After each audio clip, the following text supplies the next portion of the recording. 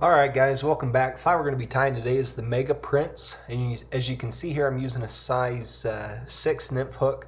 I've bent the shank though. I grabbed my Leatherman, or you can use some pliers or whatever, but you just want to bend the shank a little bit. What that does, that kind of imitates one of these trout flies or different bugs, whatever bug you're trying to imitate with this pattern. What they look naturally in the water, they kind of bend at their body there, and so we're just trying to imitate that with me bending the hook is all. What I'm starting out with here is just tying some of my silly legs on. These are a tiger orange. We're just going to tie these on as the antennas here, and once I've got those tied on, let me cut them down to size a little bit, make it a little bit easier for me to tie off. Once we've got those tied on, we're just going to whip finish and cut off. I've seen a couple guys with a bead head up front where they're tying antennas where they'll just tie over the bead. But with doing that, you've got one piece of thread going over that bead, and if that gets hit on the tooth of a fish or something like that, you really compromise the durability of those antennas up front and the rest of your fly with that thread getting bent off. So I'll just tie off up front and I'll tie back on right behind the bead here. And as we tie them, we're really going to push this bead up, get it a little bit closer there. But once we get tied on, I'm going to grab some of my lead weight, and I'm going to tie this in on the side. Rather than tying it in and wrapping it around, I'm going to tie it on both sides of the hook to make my Prince nymph look more kind of like a flat body to help imitate the bug a little bit better. We're just going to tie that down and go all the way, I don't know, probably about half the way down the bend of the hook here, because we really want this bug to look natural. We're going to use the natural bend of the hook to really help this pattern out and to really help make it look fairly natural. But now I'm going to do the exact same thing on the other side. Let me move my thread up here. And this side's a little bit more challenging because I can't really see what it looks like over there, so I'm kind of doing a little bit of guesswork, and that doesn't look good, so let me redo that there. And we're just going to tie that right along the side there, and we're going to move all the way down the bend of the hook until we're lined up with the previous side that we tied earlier. So we'll just break that off there. Make sure that looks good and those are nice and even. Do a couple security wraps, make sure everything's nice and tight there. I don't want this moving around. I want it to stay in place a little bit. So once we've got that secure, what I've got here now is some ringneck hen. This is a crawdad orange. And what I'm going to do, I'm going to use the same soft hackle to wrap later, and so I'm just kind of grabbing feathers that I'm not going to use as my soft hackle to wrap around and rip off. This way I'm using the whole feather. I'm not wasting any feathers there, because they do get fairly expensive when you're not buying a whole sheet or neck worth. I just kind of buy them in the bags of 80 or so, but I'm just going to rip those off there and tie those on. This is going to work just fine for what I'm doing, and the length I've got here is about the length of the body I've got coming off there, and I'm going to tie these in to help give some girth to the tail end of my fly. This back end I do want to be a little more round. The top portion of the bug I do want to be kind of more flat, but this back end I do want it to be a little bit more round. And then I'm just going to tie on a couple more silly legs here in the back. And with the bend of the hook the way it is and where we're going so far down, it does make it a little challenging tying things on here at the tail end. But stick with it and don't get too frustrated like I'm probably about ready to get here if I can't. There we go. We're just going to tie this in on both ends, and once we get this secured here, I'm going to cut these down to length. I don't want them sticking out much further than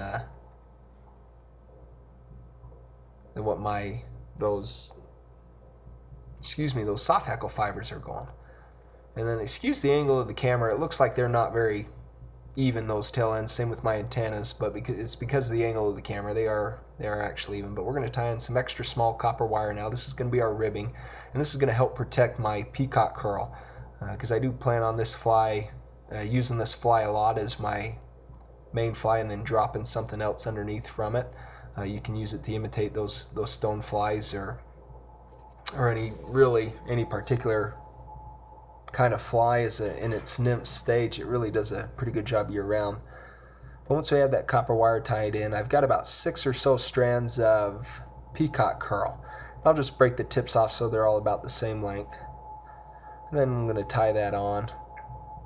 And I don't want to go all the way up to the bead with this. I'm tying a lot of stuff off here up towards the bead, and so I don't really want to go all the way up. I'll show you kind of a trick I learned with this fly. Most of the flies you can tie off at the end and not have it look too bad, but I've tried a lot. I guess I'm going to say 100 times, but that's over exaggerating a little bit. I've tried a lot to try and get this fly to tie off nice at the end, and I just can't get it, and so I came up with this little style here, and it works all right. We're just going to wrap around. Be careful of that hook because these peacock curls are real fragile and they'll tear pretty easily. But we're just going to wrap around and almost go all the way up to the bead here, but I'm going to stop right about here. And I'm just going to tie off, and I'll do a couple wraps, one on each side, back and forth here to make sure this peacock curl's nice and tight. And once I've got that secure, I'll cut off my excess. I'm going to do a half hitch so I can use my rotary feature again and not have my thread spin out on me. And what I'm going to do with my extra small copper wire is do a reverse wrap, meaning I'm going to go the opposite way that I went with my peacock curl. But what I want to do first, before I get ahead of myself, I want to go underneath that tail end there with my wire. And you see how that kind of props it up so it's sticking up a little bit, and it just gives a little better appearance, I think. And then we're going to reverse wrap here.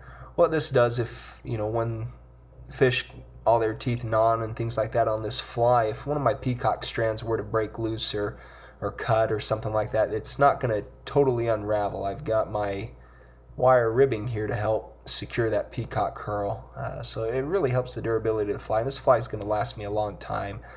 So long as I don't snag up or lose it or something like that. But it'll allow me to catch a lot of fish with this fly before it's completely ruined. And what I've got here is the rest of that soft hackle, that hem orange color, the crawdad orange, and I'm just going to tie that on up here at the top. Just make sure that's nice and secure, and I don't want that big tag in, so I'm going to half hitch and then cut this away. And then just with my hackle pliers, I'm going to make sure that's down secure and completely covered up. With my hackle pliers, I'm just going to tip this soft hackle. I'm just going to kind of slowly wrap, and as I'm wrapping, I want to kind of push these feathers back and separate them a little bit, and just kind of push back as I'm wrapping here. I'm only going to do about 1 or 2 full wraps.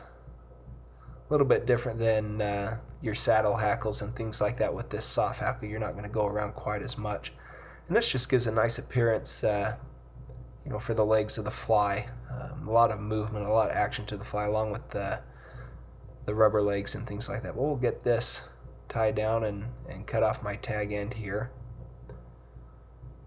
And then if you can get a hold of it, maybe top, bottom, all the way around that hackle, just pull it back and kind of tie it up. It'll help kind of push those hackle fibers back for us. And then I'm just going to do another set of rubber legs up here.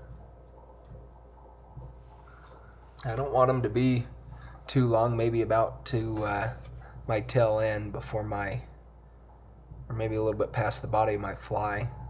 I'm just going to tie those in on both sides, and if you get a couple stragglers of those hackle fibers, we can cut those off later at the end. It's not a huge deal. Don't be too worried about it. But you can see where we've tied in hackle, we've tied off our peacock curl, we tied off our copper wire. Now I'm going to use some goose biots here to tie in. And with these goose biots, they've got a natural bend to them. I like to have mine bend up. But with all this being tied in, you can, as you'll see once I get this done here, I've got a lot of gunk and a lot of stuff, and it's really hard to make it all look nice and pretty when you're tying in so much at the end. So that's why I gave myself a bunch of room here But we'll get both those goose bites tied off. And again, I'm going down to the body of the fly, or the length of the body of the fly with those, and I'm going to have both of those match and kind of crisscross there. And then I'm going to cut off my excess again. And as you can see, I've just got a lot of stuff up here, and it's really quite challenging to make that look decent and make that look nice after tying in all that material. So I don't care too much about it, but what I do after I've got it tied in, I just grab another strand of peacock curl, and I'll tie this on here, and I'm just going to wrap this around and tie off my peacock curl, and that just hides my thread a lot better and much easier, so I don't have a big huge thread blob of gunk. And I use this when I'm tying a bunch of legs on and hackles, and on some of my other flies and things like that I'll use this technique with a dubbing or whatever, just to hide my thread a little bit better, because it's a lot easier to hide your thread when you're just tying off one material. So once I get that all wrapped and covered, I'm going to tie off this peacock curl. As you can see, that just looks a ton better than trying to keep that other stuff all nice and clean and tidy. But we'll get our peacock curl here. And then another kind of trick that I saw used is using your glue, your head cement, whatever you're using, and I'll gab up this fly or the thread here and do a couple wraps with that, and then I will get a little bit more on before I do my final whip finish. I've noticed that really helps my knot stay tied. I had a fly come untied and I don't know when since I've been doing this little technique there, but now I'm all safe and secure. My thread's nice and sticky, so it's going to stick to itself and really stay tied tight there. And just cut off my thread, and just look at how much nicer that head looks now that I did that last little bit of peacock curl. I'm just going to cut these legs down so they're a little more lifelike, a little more realistic, and these my tail end, so it's about the distance or about the length as my fibers coming off there. And that's your Mega Prince. That's kind of what that looks like there. But use this to imitate, during a stonefly hatch or something like that if you're going to fish underneath. It does a great job imitating a stonefly because it's a little bit bigger fly. Here's a list of those materials that you're going to need. It's a little more cumbersome with the materials that you need. Be sure to visit the website liprippin.com. We've got new videos added on weekly, so good luck tying, guys. Have fun.